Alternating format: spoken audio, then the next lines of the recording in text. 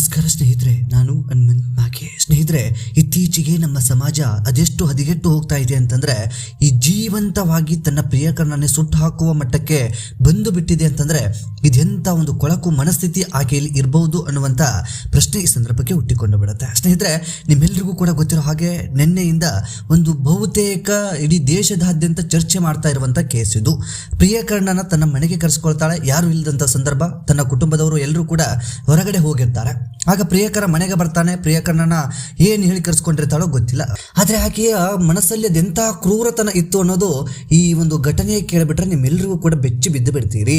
ಬಹುತೇಕ ಈ ಘಟನೆಗೆ ಸಂಬಂಧಪಟ್ಟಾಗೆ ಹಾಗೆ ಹೀಗೆ ಅನ್ನುವಂತ ಮಾತುಗಳು ಕೂಡ ಕೇಳಿ ಬರ್ತಾ ಇದ್ದಾವೆ. ಅಸಲಿ ಸತ್ಯಾಸತ್ಯತೆ ಏನು ಎಂಬುದನ್ನ ಈ ಒಂದು ವಿಡಿಯೋದಲ್ಲಿ ಒಂದಿಷ್ಟು ಪ್ರಾಥಮಿಕ ವರದಿಯ ಪ್ರಕಾರ ಏನೆಲ್ಲ ಮಾಹಿತಿ ಕಲೆ ಹಾಕಿದ್ದಾರೆ, ಏನೆಲ್ಲ ಮಾಹಿತಿ ಸಿಕ್ಕಿದೆ, ಯಾವ ಕಾರಣಕ್ಕಾಗಿ ಆತನನ್ನ ಜೀವಂತವಾಗಿ ಸುಡುವಂತ ಪ್ಲಾನ್ ಅನ್ನ ಮಾಡಿಬಿಟ್ಟಿದ್ಲು, ಅದರಲ್ಲೂ ಕೂಡ ಮನೆಗೆ ಕರೆಸಿ ಮಂಚದ ಮೇಲೆ ಕೂರಿಸಿ ಕೈ ಕಾಲುಗಳನ್ನು ಕಟ್ಟಿ ಅವನಿಗೆ ಗೊತ್ತಾಗದ ರೀತಿಯಲ್ಲಿ ಪ್ಲಾನ್ಗಳನ್ನು ಮಾಡಿಕೊಂಡು ತನ್ನ ಬಾಡಿಗೆ ಮನೆಗೆ ಕರೆಸಿಕೊಂಡು ಈ ರೀತಿಯಾಗಿ ಸುಟ್ಟಾಕಿ ಬಿಡ್ತಾಳೆ ಅಂತಂದ್ರೆ ಆಕೆಯದ್ದು ಅದೆಂತ ಕ್ರೂರ ಮನಸ್ಥಿತಿ ಇರಬಹುದು. ಸೊ ಈ ಘಟನೆಗೆ ಕುರಿತಾಗಿ ಮಾಹಿತಿಯನ್ನು ಗಮನಿಸ್ತಾ ಹೋಗೋಣ. ಸಾಧ್ಯವಾದ್ರೆ ವಿಡಿಯೋನ ಕೊನೆವರೆಗೂ ನೋಡಿ. ನಮ್ಮ ಚಾನೆಲ್ನ ಸಬ್ಸ್ಕ್ರೈಬ್ ಮಾಡಿಕೊಳ್ಳದೆ ವಿಡಿಯೋವನ್ನು ಗಮನಿಸ್ತಾ ಇದ್ರೆ ಈ ಕೂಡಲೇ ಸಬ್ಸ್ಕ್ರೈಬ್ ಮಾಡಿ ಹಾಗೂ ಬೆಲ್ ಐಕನ್ ಕೂಡ ಕ್ಲಿಕ್ ಮಾಡಿಕೊಳ್ಳಿ. ಇನ್ನು ನೇರವಾಗಿ ವಿಷಯಕ್ಕೆ ಬಂದು ಬಿಡೋಣ. ಸ್ನೇಹಿತರೆ, ಬೆಂಗಳೂರಿನ ಬ್ಯಾಡ್ರ ಹಳ್ಳಿಯಲ್ಲೊಂದು ನಿನ್ನೆ ಘಟನೆ ನಡೆದು ಹೋಗಿ ಬಿಡುತ್ತೆ. ಏನು ಅಂತಂದ್ರೆ ಬಾಡಿಗೆ ಮನೆಯಲ್ಲಿ ಪ್ರೇಮ ಅವರ ಸಹೋದರ ಜೊತೆಗೆ ಆಕೆಯ ತಾಯಿ ಇರ್ತಾರೆ. ಅಂದ್ರೆ ಒಟ್ಟು 3 ಜನ ಒಂದೇ ಮನೆಯಲ್ಲಿ ಇರ್ತಾರೆ. ಸೊ ಒಂದೇ ಮನೆಯಲ್ಲಿ ಇದ್ದಂತ ಸಂದರ್ಭದಲ್ಲಿ ಕಿರಣ್ ಅನ್ನುವಂತ ವ್ಯಕ್ತಿ ಈ ಪ್ರೇಮಾಳಿಗೆ ಪರಿಚಯ ಆಗಿರ್ತಾನೆ. ಇಬ್ಬರು ಕೂಡ ಒಂದೇ ಖಾಸಗಿ ಕಂಪನಿಯಲ್ಲಿ ಕೆಲಸವನ್ನ ಮಾಡ್ತಾ ಇರ್ತಾರೆ. ಕಳೆದ 2 ವರ್ಷದಿಂದ ಇಬ್ಬರು ಕೂಡ ಪರಿಚಯ ಆಗ್ತಾರೆ. ಪರಿಚಯ ಪ್ರೀತಿ ಆಗಿಬಿಡುತ್ತೆ. ಪ್ರೀತಿ ಬಳಿಕ ಇಬ್ಬರು ಕೂಡ ಅನ್ಯೂನ್ಯವಾಗಿ ಇರ್ತಾರೆ. ಅದ್ಯಾಕೋ ಕಿರಣ್ ಅನ್ನುವಂತ ವ್ಯಕ್ತಿ ಏನಿದ್ದಾನೆ ಆತ ಇಗ್ನೋರ್ ಅನ್ನ ಈಕೆನ ಮಾಡೋದಕ್ಕೆ ಶುರು ಮಾಡಿದಂತೆ. ಅಂದ್ರೆ ಆರಂಭಿಸೇ ಬಿಡ್ತಾನೆ, ಆಕೆಯನ್ನು ಅವಾಯ್ಡ್ ಮಾಡೋದಕ್ಕೆ ಮುಂದಾಗ್ತಾನೆ. ಅದರಿಂದ ಆಕೆಗೆ ಬೇಸರವಾಗಿ ಬಿಡುತ್ತಂತೆ. ಬೇಸರವಾದಂತ ಬಳಿಕ ಹೇಗಾದ್ರೂ ಮಾಡಿ ಇದಕ್ಕೆ ಒಂದು ಪರಿಹಾರವನ್ನು ಕಂಡುಕೊಳ್ಬೇಕು ಅನ್ನುವ ನಿಟ್ಟಿನಲ್ಲಿ ಅಂದುಕೊಂಡು ಬಿಡ್ತಾಳೆ. ಯಾರು ಇಲ್ಲದಂತ ಸಮಯ ನಿನ್ನೆ ಅಷ್ಟೇ, ನಿಮ್ಮೆಲ್ಲರಿಗೂ ಕೂಡ ಗೊತ್ತಿರೋ ಹಾಗೆ ಏಪ್ರಿಲ್ 21ನೇ ತಾರೀಕು ಮಧ್ಯಾಹ್ನದ ಸಮಯ, ಮಧ್ಯಾಹ್ನ 1 ಗಂಟೆಯ ಆಸುಪಾಸು ಈ ದುರಂತ ನಡೆದು ಹೋಗಿ ಬಿಡುತ್ತೆ. ಹಾಗೂ ಆಕೆಯ ಸಹೋದರ ಮತ್ತು ತಾಯಿ ಮನೆಯಲ್ಲಿ ಇರ್ತಾರೆ. ತಾಯಿ ಕೆಲಸಕ್ಕೆ ಹೋಗಿರ್ತಾರೆ. ಈ ಒಂದು ಸಹೋದರನು ಕೂಡ ಮಧ್ಯಾಹ್ನ ಕೆಲಸಕ್ಕೆ ಹೋಗಬೇಕಾಗಿರುತ್ತೆ. ಆರಂಭದಲ್ಲಿ ಸಂಬಂಧಿಯೊಬ್ಬರ ಮನೆಗೆ ಹೋಗಿ ಅದಾದ ಬಳಿಕ ಆ ಕಡೆಯಿಂದ ಕೆಲಸಕ್ಕೆ ಹೋಗೋಣ ಅನ್ನುವ ನಿಟ್ಟಿನಲ್ಲಿ ಹೋಗಿ ಬಿಡ್ತಾರೆ. ಇನ್ನು ಮನೆಯಲ್ಲಿ ಯಾರು ಇರೋದಿಲ್ಲ, ಪ್ರೇಮ ಮಾತ್ರ ಇರ್ತಾಳೆ.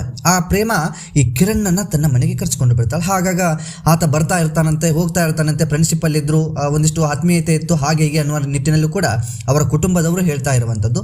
ಇದರ ಬೆನ್ನಲ್ಲೇ ಪ್ರೇಮ ಆತನನ್ನ ಕರೆಸ್ಕೊಂಡಂತ ಸಂದರ್ಭದಲ್ಲಿ ಈಕೆ ಹೇಳಿಬಿಟ್ಟಿರ್ತಾಳಂತೆ. ಈಗ ಮಾಹಿತಿಯ ಪ್ರಕಾರ ನೀವೆಲ್ಲರೂ ಕೂಡ ಕೇಳ್ತಾ ಇರುವ ಹಾಗೆ, ನಾನು ಫಾರಿನ್ ಸ್ಟೈಲ್ ಅಲ್ಲಿ ನಿನ್ನನ್ನು ಪ್ರಪೋಸ್ ಮಾಡಬೇಕು ಅನ್ನುವ ಹಾಗೆ. ಆ ಫಾರಿನ್ ಸ್ಟೈಲ್ ಅಲ್ಲಿ ಅದು ಆ ಮೂರ್ಖ ಅದು ಹೇಗೆ ನಂಬಿಬಿಟ್ನೋ ಗೊತ್ತಿಲ್ಲ. ಮಂಚದ ಮೇಲೆ ಕೂರಿಸ್ಬಿಟ್ಟು ಕೈ ಕಾಲನ್ನ ಕಟ್ತಾಳೆ, ಕಣ್ಣಿಗೆ ಬಟ್ಟೆಯನ್ನು ಕೂಡ ಕಟ್ತಾಳೆ. ಅವನು ಹೇಳ್ತಾನಂತೆ ಆರಂಭದಲ್ಲಿ ಇಷ್ಟೊಂದು ಟೈಟ್ ಆಗಿ ಏನು ಕಟ್ತಾ ಇದೆಯಾ ಅನ್ನೋ ರೀತಿಯಲ್ಲಿ, ಅದು ಫಾರಿನ್ ಸ್ಟೈಲ್ ಹಾಗೆ ಕಟ್ಟಬೇಕು ಅನ್ನೋ ನಿಟ್ಟಿನಲ್ಲಿ ಹೇಳ್ತಾಳೆ. ಅದಾದ ಬಳಿಕ ಅವನು ಅಸಹಾಯಕ ಯಾವಾಗ ಆಗ್ತಾನೋ ಆ ಸಂದರ್ಭಕ್ಕೆ ಪೆಟ್ರೋಲ್ ಅನ್ನು ತೆಗೆದುಕೊಂಡು ಬಂದು ಆತನ ಮೇಲೆ ಸುರಿದು ಬಿಡ್ತಾಳೆ. ಆಗ್ಲೂ ಕೂಡ ಆತ ಊಹೆನೂ ಮಾಡ್ಕೊಂಡಿರಲಿಲ್ಲ, ನನಗೆ ಇವಳು ಬೆಂಕಿ ಹೆಚ್ಚಿ ಬಿಡ್ತಾಳೆ ಅನ್ನುವ ಹಾಗೆ. ಆಗ ಆಕೆ ಏಕಾಏಕಿಯಾಗಿ ಪೆಟ್ರೋಲ್ ಸುರಿದಂತ ಸಂದರ್ಭದಲ್ಲಿ ಏನ್ ಮಾಡ್ತಾ ಇದೆಯಾ ಅನ್ನುವ ನಿಟ್ಟಿನಲ್ಲಿ ಪ್ರಶ್ನೆ ಮಾಡ್ತಾನಂತೆ. ಇದು ಫಾರಿನ್ ಸ್ಟೈಲ್ ಕಣೋ ಅನ್ನುವ ಹಾಗೆ ಹೇಳಿ ಬಿಡ್ತಾಳಂತೆ. ಅದಾದ ಬಳಿಕ ಕಡ್ಡಿ ಕೊರೆದು ಬೆಂಕಿ ಹಚ್ಚಿ ಬಿಡ್ತಾಳೆ. ಆತ ಅಸಹಾಯಕ ಆಗಿರ್ತಾನೆ, ಹೊರಗಡೆ ಹೋಗೋದಕ್ಕೂ ಕೂಡ ಆಗೋದಿಲ್ಲ. ಕೈ ಕಾಲನ್ನ ಕಟ್ಟಾಕಿ ಬಿಟ್ಟಿರ್ತಾಳೆ, ಕಣ್ಣು ಕೂಡ ಕಟ್ಟಾಕಿ ಬಿಟ್ಟಿರ್ತಾಳೆ. ಆತ ಅಲ್ಲಿಂದ ಎಸ್ಕೇಪ್ ಆಗೋದಕ್ಕೆ ಸಾಧ್ಯವೇ ಆಗೋದಿಲ್ಲ. ಅದಾದ ಬಳಿಕ ಒಂದು ಮನೆಯಲ್ಲಿ ಬೆಂಕಿ ಹತ್ಕೊಂಡಂತ ಕಾರಣದಿಂದಾಗಿ ಅಲ್ಲಿನ ಸ್ಥಳೀಯರು ಎಲ್ಲರೂ ಕೂಡ ಗಮನಿಸ್ತಾರೆ, ಓಡೋಡಿ ಬರ್ತಾರೆ, ಏನಾಗಿದೆ ಅನ್ನುವಂತ ನಿಟ್ಟಿನಲ್ಲಿ ನೋಡ್ತಾರೆ. ಈ ಪ್ರೇಮ ಅಲ್ಲಿಂದ ಹೊರಗಡೆ ಬಂದು ಬಿಡ್ತಾಳೆ. ಪ್ರೇಮನು ಕೂಡ ಸುಸೈಡ್ ಮಾಡ್ಕೊಳ್ಳೋದಕ್ಕೆ ಮುಂದಾಗಿದ್ಲು ಅನ್ನುವ ನಿಟ್ಟಿನಲ್ಲಿ ಕೇಳಿ ಬರ್ತಾ ಇದೆ. ಆದರೆ ಅದಷ್ಟು ಮಟ್ಟಿಗೆ ಸತ್ಯನೋ ಸುಳ್ಳೋ ಗೊತ್ತಿಲ್ಲ. ಆಕೆ ಒಂದು ಪೊಲೀಸ್ ಸ್ಟೇಷನ್ಗೆ ಆಕೆಯನ್ನು ಹೇಳ್ಕೊಂಡು ಹೋಗಬೇಕಾದಂಥದ್ದನ್ನ ದೃಶ್ಯವನ್ನು ಗಮನಿಸ್ಬಿಟ್ರೆ ಆ ಒಂದು ಪಶ್ಚಾತ್ತಾಪವು ಆಕೆಯಲ್ಲಿ ಇಲ್ಲ. ಆ ರೀತಿಯಾದಂಥ ಒಂದು ಕೊಳಕು ಮನಸ್ಥಿತಿಯಲ್ಲಿ ಆಕೆ ಇದ್ದಾಳೆ ಅನ್ನುವ ಹಾಗೆ ಮೇಲ್ನೋಟಕ್ಕೆ ಗೊತ್ತಾಗಿ ಬಿಡುತ್ತೆ. ಸೊ ಇದಾದ ಬಳಿಕ ಆರಂಭದಲ್ಲಿ ಒಂದಿಷ್ಟು ನಾಟಕವನ್ನು ಆಡ್ತಾಳೆ. ಪೊಲೀಸರು ಸ್ಥಳಕ್ಕೆ ಬರ್ತಾರೆ. ಸ್ಥಳಕ್ಕೆ ಬಂದಂಥ ಸಂದರ್ಭದಲ್ಲಿ ಇಲ್ಲ, ನಾನು ವಾಶ್ರೂಮ್ ಅಲ್ಲಿ ಇದ್ದೆ, ಆತನೇ ಪೆಟ್ರೋಲ್ ತೆಗೆದುಕೊಂಡು ಬಂದ, ತನಗೆ ತಾನೇ ಬೆಂಕಿ ಹಚ್ಕೊಂಡು ಬಿಟ್ಟ ಅನ್ನುವ ನಿಟ್ಟಿನಲ್ಲಿ ಈಕೆ ಹೇಳ್ತಾಳೆ. ಇನ್ನು ಪೊಲೀಸರು CCTV ಫುಟೇಜ್ಗಳನ್ನ ಗಮನಿಸ್ತಾರೆ. ಅಲ್ಲಿ ಪೆಟ್ರೋಲ್ ತಂದಿರುವ ರೀತಿಯಲ್ಲಿ ಏನೂ ಕೂಡ ಕಾಣೋದಿಲ್ಲ. ಆತ ಖಾಲಿ ಕೈಯಲ್ಲಿ ಆಕೆಯ ಮನೆಗೆ ಬಂದಿರ್ತಾನೆ. ಆಗ ಅಲ್ಲಿ ಮನೆಯಲ್ಲಿದ್ದವರು ಇಬ್ಬರೇ, ಅದರಲ್ಲೂ ಪ್ರೇಮ ಮತ್ತು ಕಿರಣ್ ಇಬ್ಬರೇ ಮನೆಯಲ್ಲಿ ಇರ್ತಾರೆ. ಈ ರೀತಿಯಾಗಿ ಈಕೆನೇ ಪ್ಲಾನ್ ಮಾಡಿಕೊಂಡು ಮಾಡಿದ್ದಾಳೆ ಅನ್ನುವ ಹಾಗೆ ಒಂದಿಷ್ಟು ಅನುಮಾನ ಬರುತ್ತೆ. ತಮ್ಮದೇ ಸ್ಟೈಲ್ನಲ್ಲಿ ಎನ್ಕ್ವೈರಿ ಮಾಡ್ತಾರೆ. ಅದಾದ ಬಳಿಕ ಪ್ರೇಮ ನಾನೇ ಕೊಂದಿದ್ದೀನಿ ಅನ್ನೋದನ್ನ ಸ್ಪಷ್ಟವಾಗಿ ಬಾಯಿ ಬಿಟ್ಟಿದ್ದಾಳೆ. ಸ್ಪಷ್ಟವಾಗಿ ಬಾಯಿ ಬಿಟ್ಟಂತ ಸಂದರ್ಭದಲ್ಲಿ ಸತ್ಯಾಸತ್ಯತೆ ಏನು ಅಂತಂದ್ರೆ ಆಕೆ ಈತನನ್ನ ಪ್ರೀತಿ ಮಾಡ್ತಾ ಇರ್ತಾಳೆ. ಮದುವೆ ವಿಚಾರವೂ ಕೂಡ ಹಾಗೆ ಬರುತ್ತೆ. ಇನ್ನು ಈ ಕಿರಣ್ಗೆ ಈ ಹಿಂದೆಯೂ ಕೂಡ ಒಂದು ಯಾವುದೋ ಹುಡುಗಿ ಜೊತೆಗೆ ಲವ್ ಇತ್ತಂತೆ, ಅದು ಬ್ರೇಕಪ್ ಆಗಿತ್ತಂತೆ. ಅದನ್ನ ಪ್ರೇಮ ಮುಂದೆ ಹೇಳ್ಕೊಂಡು ಬಿಟ್ಟಿದ್ದಂತೆ. ಅದಾದ ಬಳಿಕ ಪ್ರೇಮ ಮತ್ತು ಕಿರಣ್ ಇಬ್ಬರು ಕೂಡ ಫ್ರೆಂಡ್ಶಿಪ್ ಇತ್ತು. ಫ್ರೆಂಡ್ಶಿಪ್ ಆದ ಬಳಿಕ ಲವ್ ಆಗಿಬಿಟ್ಟು ಗೊತ್ತಾಗಬಿಟ್ಟಿತ್ತು. ಇಬ್ಬರು ಮದುವೆ ಆಗಬೇಕು ಅನ್ನುವಂತಹ ನಿರ್ಧಾರವನ್ನ ಕೂಡ ಮಾಡಿಬಿಟ್ಟಿದ್ರು. ಅದಾಗಿಯೂ ಕೂಡ ಕಿರಣ್ ಮತ್ತೆ ತನ್ನ ಒಂದು ಹಳೆಯ ಗರ್ಲ್ ಫ್ರೆಂಡ್ ಜೊತೆಗೆ ಸಲುಗೆಯಿಂದ ಓಡಾಟ ಮಾಡ್ತಾ ಇದ್ದಂತೆ. ಅದೆಲ್ಲವೂ ಕೂಡ ಈ ಪ್ರೇಮಗೆ ಗೊತ್ತಾಗಿಬಿಟ್ಟಿತ್ತಂತೆ. ಇದರಿಂದ ಒಂದು ಪರಿಹಾರವನ್ನು ನಾನು ಕಂಡುಕೊಳ್ಬೇಕು, ಶಾಶ್ವತ ಪರಿಹಾರ ನನಗೆ ಬೇಕು ಅನ್ನುವ ನಿಟ್ಟಿನಲ್ಲಿ ಸ್ವಾರ್ಥತೆಯಲ್ಲಿ ಈಕೆ ಕಿರಣ್ ಅನ್ನ ಮನೆಗೆ ಕರೆಸ್ಕೊಳ್ತಾಳೆ. ಈ ರೀತಿಯಾದಂತಹ ಪ್ಲಾನ್ ಅನ್ನ ಮಾಡಿಕೊಂಡು ಬಿಡ್ತಾಳೆ.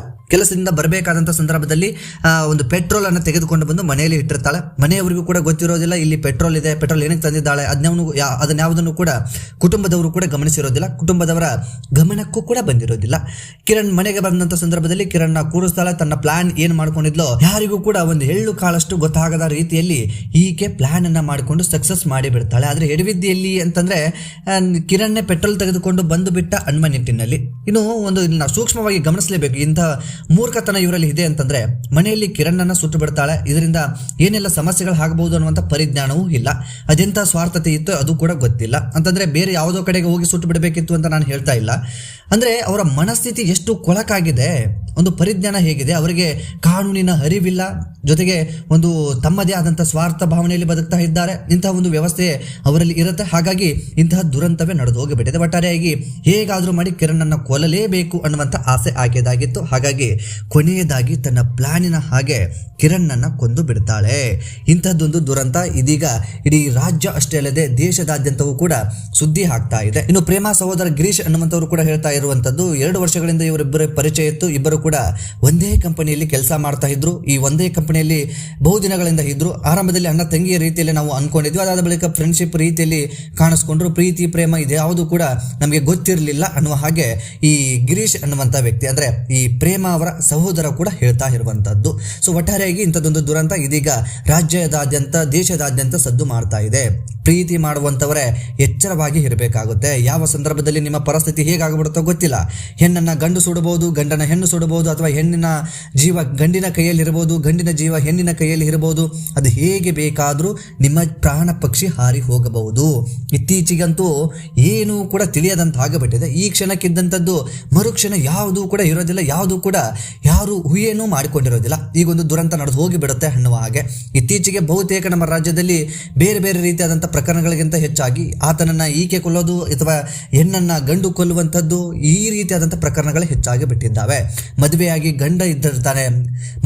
ಗಂಡ ಇದ್ರೂ ಕೂಡ ಮಕ್ಕಳಿದ್ರು ಕೂಡ ಬೇರೊಬ್ಬನ ಜೊತೆಗೆ ಓಡಿ ಹೋಗುವಂಥದ್ದು, ಅಥವಾ ಇನ್ಯಾವುದೋ ಹೆಣ್ಣಿನ ಮೋಹಕ್ಕೆ ಸಿಲುಕಿ ಗಂಡ ತನ್ನ ಸ್ವಂತ ಹೆಂಡತಿಯನ್ನೇ ಕೊಲೆ ಮಾಡುವಂಥದ್ದು, ಇಂತಹದ್ದೇ ಪ್ರಕರಣಗಳು ನಮ್ಮ ರಾಜ್ಯದಲ್ಲಿ ಬಹುತೇಕ ಹೆಚ್ಚಾಗಿ ಕಾಣಿಸ್ಕೊಳ್ತಾ ಇದ್ದಾವೆ. ಇದೆಲ್ಲದಕ್ಕೂ ಕೂಡ ಏನು ಕಾರಣ ಅನ್ನೋದೇ ಗೊತ್ತಾಗ್ತಾ ಇಲ್ಲ. ಈ ಒಂದು ಸಿನಿಮಾಗಳನ್ನು ನೋಡಿ ಈ ರೀತಿಯಾಗಿ ಕಲ್ತ್ಕೊಳ್ತಾರೋ ಅಥವಾ ಬೇರೆ ಬೇರೆ ಒಂದು ಏನು ಇವರಿಗೆ ಮೋಟಿವೇಟ್ ಆಗಿರುತ್ತೋ ಅದ್ಯಾವುದು ಕೂಡ ಗೊತ್ತಿಲ್ಲ. ಒಂದು ಈ ಸ್ವಾರ್ಥಕ್ಕಾಗಿ ಈ ರೀತಿಯಾದಂಥ ಒಬ್ಬ ಅಮಾಯಕರ ಜೀವವು ಕೂಡ ಹೋಗ್ತಾ ಇರುವಂಥದ್ದು, ಬಲಿ ಆಗ್ತಾ ಇರುವಂಥದ್ದು ಒಂದು ದೊಡ್ಡ ನೋವಿನ ಸಂಗತಿ. ಅದೇನೇ ಸಮಸ್ಯೆಗಳಿರ್ಬೋದು, ಯಾರೇ ತಪ್ಪು ಮಾಡಿರ್ಬೋದು, ಕೂತು ಬಗೆಹರಿಸ್ಕೊಳ್ಬೇಕಾಗತ್ತೆ. ಅಥವಾ ಅದ್ಯಾವುದು ಕೂಡ ತಮ್ಮಲ್ಲಿ ಬಗೆಹರಿಸ್ಕೊಳ್ಳೋದಕ್ಕಾಗಿಲ್ಲ ಅಂದ್ರೆ ಕಾನೂನಿದೆ, ಕಾನೂನಿನ ಚೌಕಟ್ಟಿದೆ, ಅದರ ಮೂಲಕವೇ ಹೋರಾಟವನ್ನ ಮಾಡಬೇಕಾಗುತ್ತೆ. ಅದೆಲ್ಲವನ್ನು ಹೊರತುಪಡಿಸಿ ಕಾನೂನನ್ನೇ ನಾವೇ ಕೈಗೆ ತೆಗೆದುಕೊಂಡು ಬಿಟ್ರೆ ನಮಗೆ ಕಾನೂನಿನ ಸಂಕಷ್ಟ ತಪ್ಪಿದ್ದಲ್ಲ. ಇಂಥದ್ದೊಂದು ದುರಂತಕ್ಕೆ ಇದೀಗ ಬೆಂಗಳೂರು ಮತ್ತೆ ಸಾಕ್ಷಿ ಆಗಿಬಿಟ್ಟಿದೆ. ಪ್ರೇಮಾಳನ ಇದೀಗ ಪೊಲೀಸರು ಕೂಡ ಬಂಧಿಸಿದ್ದಾರೆ. ಈಗಾಗಲೇ ಬ್ಯಾಡರಲ್ಲಿ ಪೊಲೀಸರು ಯುವತಿಯನ್ನ ವಶಕ್ಕೆ ಪಡೆದುಕೊಂಡಿದ್ದಾರೆ. ಆಕೆಯನ್ನ ಮುಂದಿನ ಹೆಚ್ಚಿನ ತನಿಖೆಗಾಗಿ ಈಗಾಗಲೇ ಕರೆದುಕೊಂಡು ಹೋಗಿ ತನಿಖೆ ಅಂತದ್ದೆಲ್ಲವನ್ನು ಕೂಡ ಆರಂಭಿಸಿಬಿಟ್ಟಿದ್ದಾರೆ. ಅಸಲಿ ಸತ್ಯಾಸತ್ಯತೆ ಮತ್ತೇನಾಗಿರಬಹುದು, ಹೇಗೆಲ್ಲ ಪ್ಲಾನ್ ಆಗಿರಬಹುದು, ಇಂಥದ್ದೆಲ್ಲವೂ ಕೂಡ ಮುಂದಿನ ದಿನದಲ್ಲಿ ತಿಳಿದು ಬರುವಂತ ಸಾಧ್ಯತೆ ಇದೆ. ಸ್ನೇಹಿತರೆ, ಈ ಒಂದು ದುರಂತದ ಕುರಿತಾಗಿ ನಿಮ್ಮ ಅನಿಸಿಕೆ ಏನು ಎಂಬುದನ್ನು ಕಾಮೆಂಟ್ ಬಾಕ್ಸ್ ಅಲ್ಲಿ ಮೆನ್ಷನ್ ಮಾಡಿ. ಈ ವಿಡಿಯೋನ ನಿಮ್ಮ ಸ್ನೇಹಿತರಿಗೂ ಕೂಡ ಶೇರ್ ಮಾಡಿ. ಯಾಕೆ ಶೇರ್ ಮಾಡಿ ಅಂತ ಹೇಳ್ತಾ ಇದ್ದೀನಿ ಅಂತಂದ್ರೆ ಬಹುತೇಕ ಅವರು ಕೂಡ ಎಚ್ಚೆತ್ಕೊಳ್ಳಿ.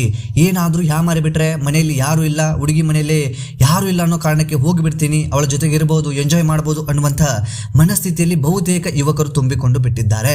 ಅಂತವರಿಗೆ ಇದೊಂದು ಎಚ್ಚರಿಕೆ ಆಗಬಹುದು. ಸೊ ಹಾಗಾಗಿ ಈ ಒಂದು ವಿಡಿಯೋನ ಎಲ್ಲಾ ಕಡೆಗೂ ಶೇರ್ ಮಾಡಿ. ಚಾನಲ್ನ ಸಬ್ಸ್ಕ್ರೈಬ್ ಮಾಡಿಕೊಳ್ಳದೆ ವಿಡಿಯೋವನ್ನು ಗಮನಿಸಿದ್ರೆ ಈ ಕೂಡಲೇ ಸಬ್ಸ್ಕ್ರೈಬ್ ಮಾಡಿ ಹಾಗೂ ನೋಟಿಫಿಕೇಶನ್ಗಾಗಿ ಬೆಲ್ ಐಕನ್ ಕೂಡ ಕ್ಲಿಕ್ ಮಾಡಿಕೊಳ್ಳಿ. ಮತ್ತೆ ಮುಂದಿನ ವಿಡಿಯೋದಲ್ಲಿ ಸಿಗೋಣ. ನಮಸ್ಕಾರ.